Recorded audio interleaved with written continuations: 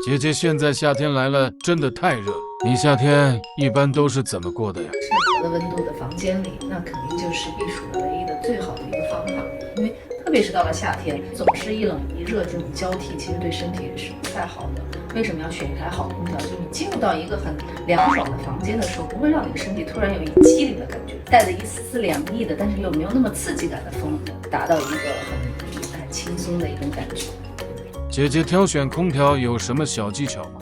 对于空调的选择，确实现在非常琳琅满目，对各式各样的黑科技，针对不同城市地区的空调，它还有小小的区别。就是个人认为，比如说在北方北京这样的，它可能送风的时候可以加点湿；到了南方广东地区、什么江浙地区，它可能又是有回南天，又会很潮，它是不是又有一个抽湿的功能？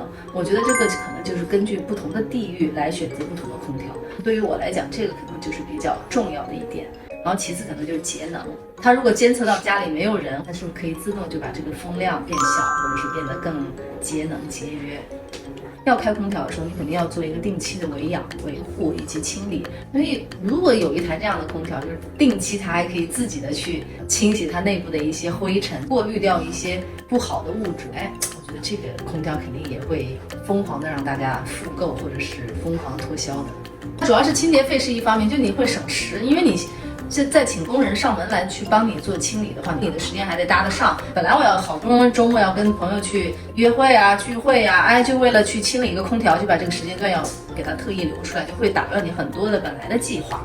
所以你如果有这样的一个功能的话，我觉得还是挺实用的，就一定要找一条这样的空调才能够放到你的购物车。